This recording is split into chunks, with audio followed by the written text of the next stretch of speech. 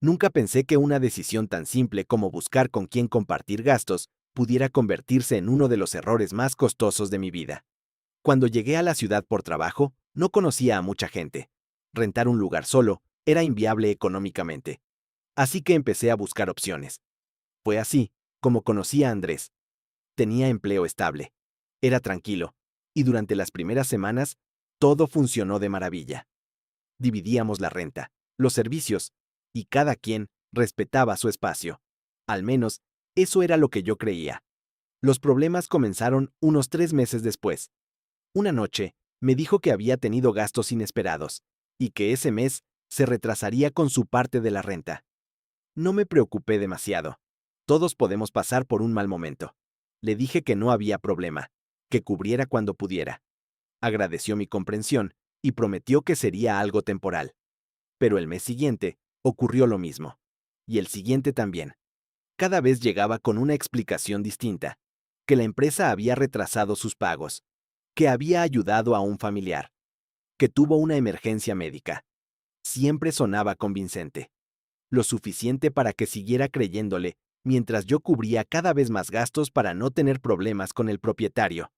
Intenté hablar con él varias veces. Siempre respondía igual. Solo necesito un poco más de tiempo. Y por alguna razón, seguía confiando. Quizá porque convivíamos todos los días.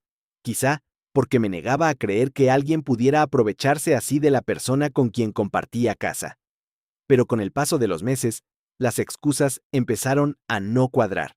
Noté que seguía saliendo constantemente, comprando cosas nuevas, pidiendo comida a domicilio varias veces por semana. Un día llegó a presumirme un teléfono nuevo que acababa de comprar. Si realmente estaba tan mal económicamente, ¿cómo era posible? Cuando le pregunté directamente, se molestó. Me dijo que estaba exagerando y que no tenía derecho a cuestionar cómo gastaba su dinero. Decidí no discutir, pero algo había dejado de encajar. Lo que todavía no sabía era hasta qué punto estaba equivocado. Todo explotó una mañana, cuando alguien llamó con fuerza a la puerta. Abrí, pensando que era un repartidor. Pero al otro lado estaba el propietario, y la expresión en su rostro me hizo entender de inmediato que algo andaba muy mal. No parecía molesto, parecía furioso. Sin siquiera saludar, me preguntó si pensábamos pagar la deuda pendiente o si tendría que iniciar un proceso formal para desalojarnos. ¿Qué deuda?, pregunté. Su cara fue de sorpresa genuina. Sacó el teléfono y empezó a mostrarme mensajes. Llevaba meses intentando resolver el problema con nosotros, decía. Yo no entendía nada. Hasta que vi las cantidades. Había varios meses de renta sin pagar. Sentí que el estómago se me caía. Le expliqué que yo había estado entregando mi parte puntualmente. Le mostré transferencias desde mi app bancaria. Fue entonces cuando me dijo algo que me dejó helado. Andrés le había asegurado que yo era quien se negaba a pagar. Según su versión, él estaba cubriendo todo mientras yo inventaba excusas para evadir mis responsabilidades. Por unos segundos, no pude procesarlo. Había pagado de más durante meses. Había confiado en él. Y ahora, descubría que además estaba usando mi nombre para justificar la falta de dinero. El propietario notó mi reacción. Era evidente que yo no sabía nada de lo que estaba pasando. Después de revisar mis comprobantes, empezó a entender que la historia era distinta a la que le habían contado. Me pidió disculpas por el tono inicial. Yo apenas podía concentrarme. Lo único que quería era hablar con Andrés. Pero no estaba en casa. Pasé el resto del día revisando mis movimientos bancarios. La cifra final fue peor de lo que esperaba. Durante meses, había cubierto gastos que supuestamente él iba a reembolsar. Nunca ocurrió. Entre renta, servicios y pagos compartidos, la cantidad acumulada era considerable. Esa noche lo esperé. Cuando finalmente entró al departamento, intenté mantener la calma. Le pregunté directamente por la deuda. Su expresión cambió por apenas un segundo, lo suficiente para saber que estaba atrapado. Pero en lugar de admitir la verdad, siguió mintiendo. Que todo era un malentendido. Que el propietario estaba exagerando. Que seguramente había un error administrativo. Luego intentó cambiar el tema. Pero ya era demasiado tarde. Por primera vez, Empecé a cuestionar absolutamente todo lo que me había contado durante el último año. Y cuanto más pensaba, más cosas extrañas empezaban a encajar.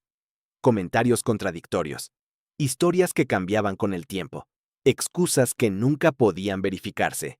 Era como si hubiera estado viendo únicamente la versión que él quería mostrarme. Esa noche casi no dormí, y al día siguiente, lo que descubrí terminó de derrumbar cualquier confianza que me quedaba. Mientras trabajaba desde casa, recordé algo que había ignorado durante meses.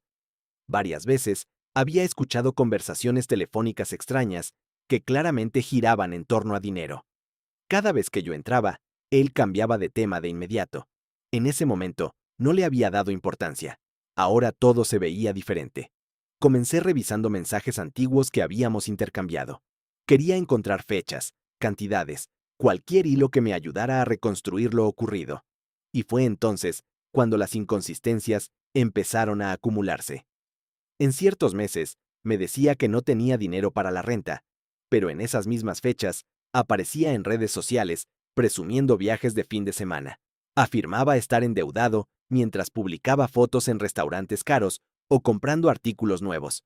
La imagen de víctima que me había vendido comenzaba a desmoronarse, pero el golpe definitivo llegó unos días después, en el estacionamiento del edificio. Coincidí con una vecina y comenzamos a platicar. En algún momento, mencionó que esperaba que Andrés hubiera resuelto sus problemas económicos. Le respondí que eso esperaba. Ella pareció confundida. «Qué raro», dijo. «Yo siempre pensé que él ganaba bastante bien». Le pedí que me explicara. Entonces me contó que Andrés llevaba meses diciéndoles a varios vecinos que tenía un compañero irresponsable que nunca pagaba su parte de la renta. Un compañero que lo estaba arrastrando financieramente.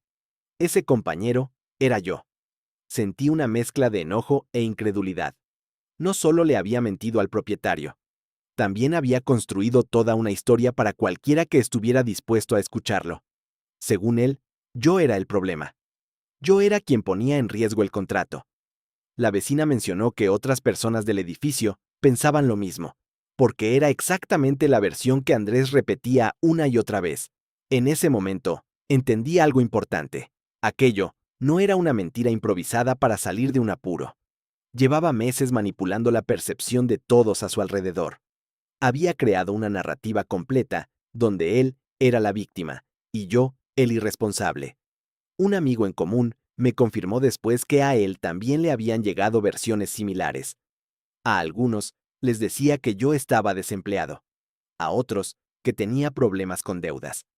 Incluso hubo quienes creyeron que prácticamente estaba pagando solo todo el departamento. La realidad era exactamente la contraria. Yo era quien había estado cubriendo la mayor parte de los gastos, y él lo sabía perfectamente. Esa noche, regresé al departamento con una decisión tomada. Ya no me interesaban sus excusas. Ya no quería escuchar otra historia inventada. Lo único que quería era que enfrentara las consecuencias. Pero todavía faltaba descubrir hasta dónde llegaban realmente sus mentiras. Días después, recibí una llamada del propietario. Me pidió que nos reuniéramos para hablar del contrato. Cuando llegué, me mostró correos y mensajes que había intercambiado con Andrés durante los últimos meses. Al revisarlos, entendí por qué la situación había escalado tanto. Andrés no solo había dejado de pagar, había prometido fechas de pago que nunca cumplió. Había inventado supuestas transferencias que jamás llegaron.